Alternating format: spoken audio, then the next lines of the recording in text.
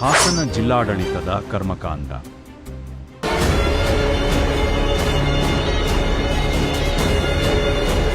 ಗಬ್ಬು ನಾರುತ್ತಿದೆ ಬಾತ್ರೂಂಗಳು.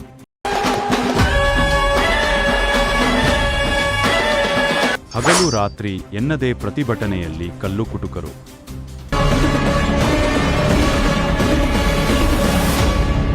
ಪ್ರತಿಭಟನೆಯಲ್ಲಿ ಕಂದಮ್ಮನ ಮನಕಲಕುವ ದೃಶ್ಯ.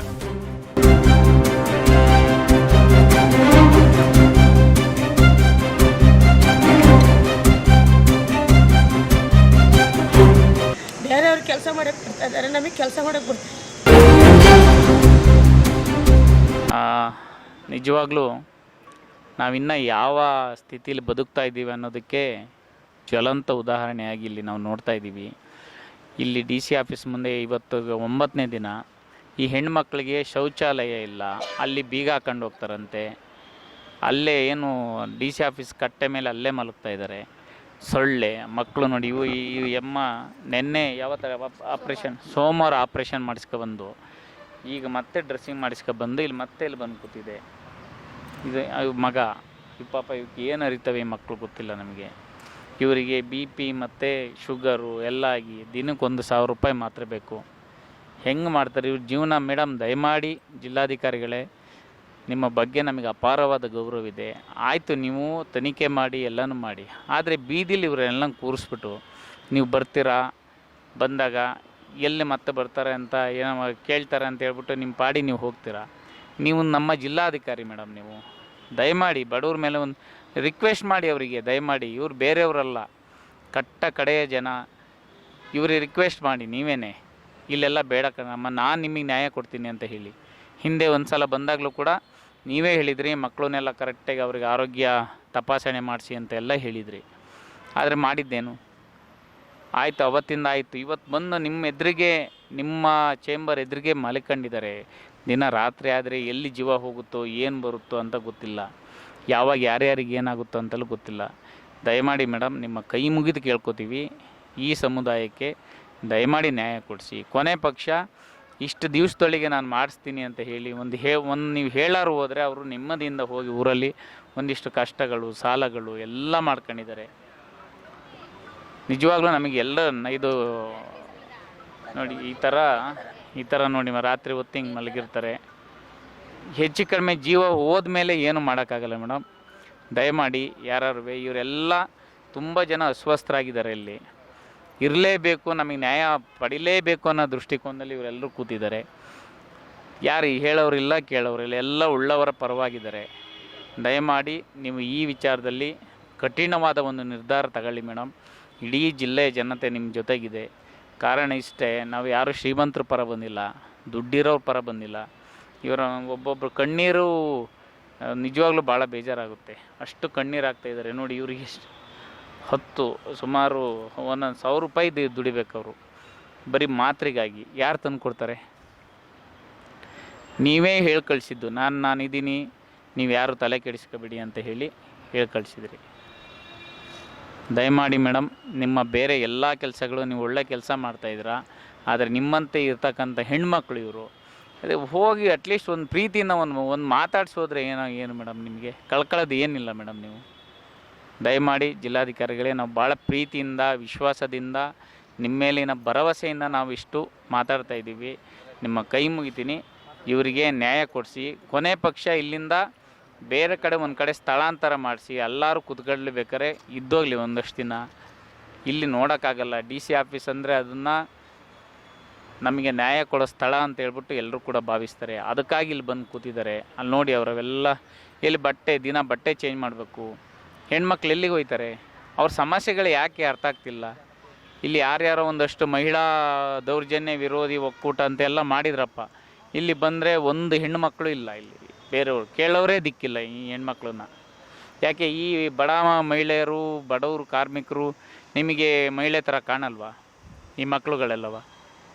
ದಯಮಾಡಿ ಇವ್ರನ್ನೂ ನಮ್ಮ ಅಕ್ಕ ತಮ್ಮಂದರು, ಅಕ್ಕ ತಂಗಿಯರು ಅಂತಲೂ ಇವರು ಅಂತ ಹೇಳಿ ದಯಮಾಡಿ ನಿಮ್ಮ ಕೈ ಮುಗಿತೀನಿ. ಇವ್ರಿಗೆ ಒಂದು ಏನಾರು ಈ ಹೋರಾಟಕ್ಕೆ ಒಂದು ಅಂತ್ಯ ಆಡಿಸಿ ಮೇಡಮ್. ಇಲ್ಲ ಅಂದರೆ ಬಹುಶಃ ಯಾವುದಾದ್ರು ಜೀವ ಹೋಗಲಿ ಅಂತ ಏನಾದ್ರು ಇಲ್ಲೆಲ್ಲ ಕಾಯ್ತಾ ಇದ್ದರೆ, ಅದಾದಮೇಲೆ ಅದರ ಪರಿಣಾಮ ತುಂಬ ಘೋರವಾಗಿರುತ್ತೆ ಮೇಡಮ್. ನಾವು ಬಂದು 9 ದಿನ ಆಗಿದೆ. ಇಲ್ಲೇ ಮನೆಗೆ ಇದು ಮನೆಗೆ ಸೊಳ್ಳೆ ಕಡಿದು ಕೈಯೆಲ್ಲ ಊದ್ಕೊಂಡು ಫುಡ್ ಇನ್ಸ್ಪೆಕ್ಟರ್ ಆಗಿ ಆಸ್ಪತ್ರೆಗೆ ಹೋಗಿ ಸುಸ್ತಾಗಿ ಬಿದ್ದು ಇದು ಏನೇ ತೊಂದರೆ ಆದರೂ ಡಿ ಸಿನೇ ಹೊಣೆ ನಮಗೆ. ಏನಾದ್ರು ನಾಳೆ ಹೆಚ್ಚು ಕಮ್ಮಿ ಆದ್ರೂ ಡಿ ಸಿನೇ ನಮಗೆ ಎಲ್ಲ ಏನಾದರೂ ಉತ್ತರ ಕೊಡಬೇಕು. ಅವ್ರು ಬಂದು ಶನಿವಾರ ಬಂದು ಮಾತಾಡಿದ್ದು 2 ಮಾತು ಮಾತಾಡಿದರು. ನೀವು ಹೋಗಿ ನಾವು ಇನ್ನೊಂದು 4-5 ದಿವಸದಲ್ಲಿ ತೀರ್ಮಾನ ಮಾಡಿಕೊಡ್ತೀವಿ ಅಂತ. ಒಂದೂವರೆ ವರ್ಷದಿಂದ ತೀರ್ಮಾನ ಮಾಡಿದವರು ಮಾಡಿಲ್ಲ. ಈಗ 5 ದಿನದಲ್ಲಿ ಹೆಂಗೆ ಮಾಡ್ತಾರೆ ಅವರು? ಮಾಡೋದೇ ಇಲ್ಲ. ಅವ್ರು ಬರೀ ಸುಮ್ಮನೆ ಹಂಗೆ ಆಶ್ವಾಸನೆ ಕೊಡ್ತಾರೆ, ಹೋಗ್ತಾರೆ. ನಾವು ಒಂದೂವರೆ ವರ್ಷದಿಂದ ಊಟಕ್ಕೆ ಇಲ್ದಲೇ ಎಲ್ಲ ಕಷ್ಟಪಟ್ಟು ಮಾಡ್ತಿದ್ದೀವಿ. 90ನೇ ಇಸ್ವಿಯಿಂದನೂ ಕಲ್ಲು ಮಾಡ್ತಿದ್ದೀವಿ ನಾವೆಲ್ಲ ಅದೇ ಬಂಡೇಲಿ. ಆಗೆಲ್ಲ ತೊಂದರೆ ಆಗಿಲ್ಲ. ಈಗ ತೊಂದರೆ ಆಗಿದೆ ಅಂತ ಅವ್ರು ಹೇಳಿದ ತಕ್ಷಣ ಈಗ ಮೇಡಮ್ ಅವ್ರು ಹೆಂಗೆ ನಿಲ್ಸಿದ್ರು. ಹೈಕೋರ್ಟ್ ಆದೇಶ ಕೂಡ ನಮ್ಮ ಎಲ್ಲ ಇದೆ. ನಾವು ಏನು ಕಾರಣ ಏನಿರ್ಬೋದು ಇವರಿಗೆ ಮಾಡ್ತಾ ಇರೋದು? ಉದ್ದೇಶಕ್ಕೆ ಕಾರಣವಾಗಿ ಅವ್ರು ಯಾರು ರೈತರ ಸಂಘದವರು ಸೇರ್ಕೊಬಿಟ್ಟು ಇಬ್ಬರು ಸೇರ್ಕೊಬಿಟ್ಟು ಇವ್ರು ಮಾಡಿ ಅಂತ ಹೇಳಿದ ತಕ್ಷಣ ಅವ್ರು ಮಾತು ಕೇಳ್ಕೊಂಡು ಡಿ ಸಿ ಮೇಡಮ್ ನಿಲ್ಲಿಸಿದ್ದಾರೆ. ದುಡ್ಡಿಗಾಗಿ ಡಿಮ್ಯಾಂಡ್ ಮಾಡೋರು. ಅದ್ರದ್ದು ಆಡಿಯೋ ವಿಡಿಯೋ ಎಲ್ಲ ಕೊಟ್ಟಿದ್ದೀವಿ ನಾವು.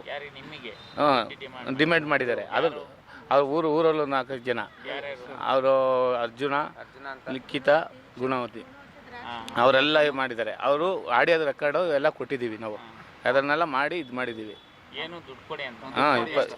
20,000 ತಿಂಗಳಿಗೆ. ನಿಮಗೆ ಬದುಕಕ್ಕೆ ಅದಕ್ಕೆ ನಾವು ದುಡ್ಡು ಕಟ್ಟೋದ ಕಲ್ಲು ಹೊಡೆದ ರಾಯಲ್ಟಿ ಕಟ್ಟೋದ ಸರ್ಕಾರಕ್ಕೆ ಇವರಿಗೆ 20,000 ಕೊಡೋದು ನಾವು ಆಗಿದೆ ಯಾವಾಗಿಂದ? 1 ವರ್ಷದಿಂದ ಸಮಸ್ಯೆ.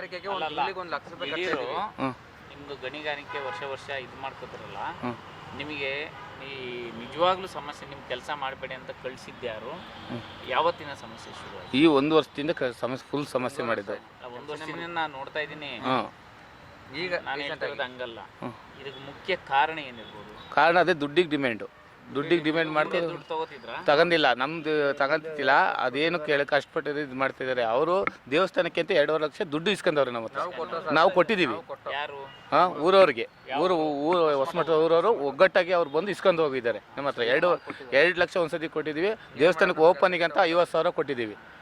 ಅದನ್ನೆಲ್ಲ ಇಸ್ಕೊಂಡು ಅವರು ಈಗ ಮತ್ತೆ ಇದ್ದಾರೆ. ಹೆಂಗೆ ಈಗ ರಾತ್ರಿ ಎಲ್ಲ ಇಲ್ಲೇ ಟಾಯ್ಲೆಟ್ ಹೋಗೋಕ್ಕೆ ಹಿಂಸೆ. ಅಲ್ಲಿ ಟಾಯ್ಲೆಟು ಇಲ್ಲ. ಲೇಡೀಸ್ಗೆ ಅಂತ ಇಲ್ಲವೇ ಇಲ್ಲ. ವಾಶ್ರೂಮ್ ಅಂತ ಈ ಡಿ ಸಿ ಆಫೀಸ್ ಅಂತಾರೆ. ಡಿ ಸಿ ಆಫೀಸಲ್ಲಿ ಟಾಯ್ಲೆಟೇ ಇಲ್ಲ. ಲೇಡೀಸ್ಗೆ ಟಾಯ್ಲೆಟ್ ಇಲ್ಲ. ಎಲ್ಲಿಗೆ ಹೋಗ್ತಾರೆ? ಮುಂದಿನ ಇದರಲ್ಲಿ ಏನಾದ್ರು ಹೆಚ್ಚು ಕಮ್ಮಿ ಆದರೆ ಡಿ ಸಿನೇ ಹೊಣೆಗಾರಿಕೆ ಇದಕ್ಕೆ. ನಮ್ದು ಏನೇ ಆದರೆ ಈಗ ಸ್ವಲ್ಪ ಇದ್ರ ಮಾಡಿ ನಾವು ಇನ್ನೊಂದು ವಾರದಲ್ಲಿ ನಾಳೆ ನಾಡಲ್ಲಿ ಇಲ್ಲ ಅಂದರೆ ಉಪವಾಸ ಸತ್ಯಾಗ್ರಹ ಮಾಡಿ ಏನಾರು ಯಾರಿಗಾರು ತೊಂದರೆ ಆದರೆ ಮನೆಯಿಂದನೇ ಬರ್ತಿದ್ದೀವಿ. ಮನೆಯಿಂದನೇ ಅಲ್ಲಿ ನೋಡಿ ಅಡುಗೆ ಇಲ್ಲೇ ಮಾಡ್ಕೊಂಡು ಅಲ್ಲೇ ಮಾಡ್ಕೊಂಡು ಬಿಸಿ ನೀರು ಮಾಡ್ಕೊಂಡು ಅಲ್ಲೇ ಮಾಡ್ಕೊಂಡು ಇಲ್ಲೇ ಮಾಡ್ತಿದ್ದೀವಿ ಊಟ. ಅಡುಗೆ 15 ದಿವಸ ಮಾಡಿಲ್ಲ. ಅವು ಏನು ಸ್ವಾಮೀಜಿ ಬಂದಿದ್ರು. ಅವರೆಲ್ಲ ನೋಡ್ಬಿಟ್ಟು ಇದೆಲ್ಲ ಮಾಡಿಸಿ ಡಿ ಸಿ ಮೇಡಮ್ ಹತ್ರ ಮಾತಾಡಿರಂತೆ. ಅವ್ರು ಏನು ಬರ್ತೀವಿ ಅಂತ ಹೇಳ್ಬಿಟ್ಟು ಸ್ವಾಮೀಜಿಯನ್ನು ಕಾಯಿಸ್ಕೊಬಿಟ್ಟು ಅವರು ಬರ್ತೀನಿ ಅಂತ ಬರಲೇ ಇಲ್ಲ. ಡಿ ಸಿ ಮೇಡಮ್ ಅವರು ಬರ್ತೀನಿ ಅಂತ ಬರಲೇ ಇಲ್ಲ. ಎಲ್ಲಿ ಹೋದ್ರು ಇದು ಮಾಡಿದ್ರು ಗೊತ್ತಾಯ್ತಿಲ್ಲ ನಮ್ಗೆ. ಏನು ನ್ಯೂಸೇ ಗೊತ್ತಾಗಿಲ್ಲ. ಬಂದರು ಬರಲಿಲ್ಲ, ಏನು ಗೊತ್ತಾಯ್ತಿಲ್ಲ. ಎಲ್ಲ ಅಲ್ಲಿ ಊರಲ್ಲಿದ್ದಾರೆ. ಬರ್ತಾರೆ ಇವತ್ತು. ಅವರು ಬಂದು ಇಲ್ಲೇ ಇರ್ತಾರೆ. ಎಲ್ಲ ಸುಮಾರು ಜನ ಸುತ್ತ ಏನಾಗಬೇಕು? ನಮಗೆ ಕೆಲಸ ಮಾಡೋಕ್ಕೆ ಅನುಮತಿ ಕೊಟ್ಟರು. ಕೆಲಸ ಬಿಟ್ಟು 1.5 ವರ್ಷ ಆಯ್ತು. ಈಗ 1 ವಾರ ಮತ್ತೆ ಕೆಲಸ ಮಾಡೋಕೆ ಆರಂಭ ಮಾಡುದು ಅಂತ ಹೇಳಿ 1.5 ವರ್ಷ ಈಗ ಆರಂಭ ಮಾಡಿದ್ದಾರೆ.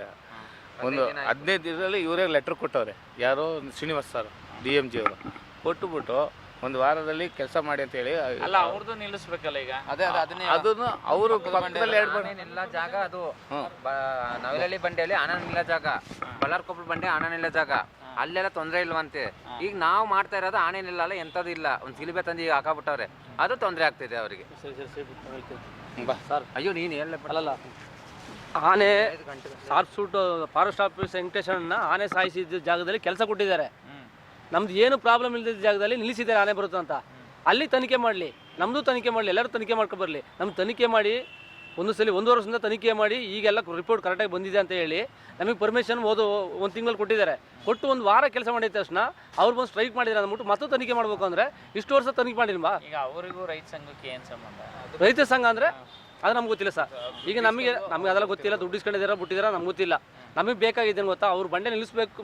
ರೈತ ಸಂಘದ ಮುಖಂಡರು ಮಾತಾಡಲಿಲ್ವಾ ನೀವು? ನಮ್ಮ ಹತ್ರ ಮಾತಾಡಲಿಲ್ಲ. ಯಾರು ನಮ್ಮ ಹತ್ರ ಸೇರಲೇ ಇಲ್ಲ. ಅವ್ರು ಕರ್ಕೊಂಡು ಮಾತ್ರ ರೈತ ಸಂಘ ಮುಖಂಡರು ಬರ್ತಾರೆ. ಅವ್ರು ನಮ್ಮ ಕಷ್ಟ ಕೇಳೋದಿಲ್ಲ. ಅವ್ರು ಬಂದಾಗ ರೈತ ಸಂಘ ಬರ್ತಾರೆ. ನಮ್ಮ ಕಷ್ಟ ನಾವು 8 ದಿನದಿಂದ ಕೂತಿದ್ರು ಒಬ್ಬರು ರೈತ ಸಂಘ ಬಂದು ಕೇಳಲ್ಲ. ಎಲ್ಲಿಂದ ತರೋಣ? ಈಗ ಮನೇಲಿ ಇರ್ತೀರಿ, ರೆಸ್ಟ್ ತಗೊಳ್ಳಿಂತೀರ, ಈಗ ದುಡ್ಡು ಎಲ್ಲಿಂದ ತರೋದು? ಈಗ ನಿಮ್ಮ ಕಣ್ಣು ಮುಂದ್ಗಡೆ ರಿಪೋರ್ಟ್ಗಳೆಲ್ಲ ತೋರಿಸ್ತಾ ಇದ್ದಾರಲ್ಲ, ನಾವು ಸುಳ್ಳು ಹೇಳೋಕ್ಕೆ ಅದನ್ನು ನೀವೇ ನೋಡಿ, ಕಣ್ಣಾರೆ ನೋಡ್ಬಿಟ್ಟು ನೀವೇ ಮನೇಲಿ ಹೆಂಗೆ ರೆಸ್ಟ್ ತಗೊಳ್ಳೋದು? ಹೆಂಗೆ ತಗೊಳ್ಳೋದು? ಹೆಂಗೆ ರೆಸ್ಟ್ ತಗೊಳ್ಳೋದು? ಆಪರೇಷನ್ ಸೋಮವಾರ ಆಗಿತ್ತು. ಆಪರೇಷನ್ ಮಾಡ್ಕೊಂಡು ಬಂದು ಮತ್ತಿಲ್ಲೇ ಕುತ್ಕೊಂಡು. ಹಾಂ ಹೌದು ಸರ್, ಅಲ್ಲಿ ಕೆಳಗಡೆ ಜಗಳಿಯಲ್ಲಿ ಮಲ್ಕೊಳ್ತೀವಿ ಸರ್. ಹಾಂ ಡೈಲಿ ಸರ್. ರಾತ್ರಿ ಆದರೆ ಅಲ್ಲಿ ಹಾಂ ರಾತ್ರಿ ಆದರೆ ಅಲ್ಲಿ ಇರ್ತೀವಿ ಸರ್. ಹಾವು ಪಾವು ಏನಿಲ್ಲ, ಸೊಳ್ಳೆ ಬತ್ತಿ ಹಚ್ಕೊಂಡು ಮಲಗ್ತೀವಿ ಸರ್. ಆ ಸೊಳ್ಳೆ ಪತ್ತೆಗೆ ರಿಯಾಕ್ಷನ್ ಆಗಿ ಮತ್ತೆ ಶೀತ ಬರ್ತಾರೆ, ಪೊಲೀಸ್ನವ್ರು ಇಬ್ಬರು ಬರ್ತಾರೆ, ನೈಟ್ 1 ಗಂಟೆ 2 ಗಂಟೆಗೆ ಬರ್ತಾರೆ, ನೋಡ್ತಾರೆ, ಸುಮ್ಮ ಫೋಟೋ ತಗೋತಾರೆ, ಹೋಯ್ತಾರೆ ಅಷ್ಟೇ.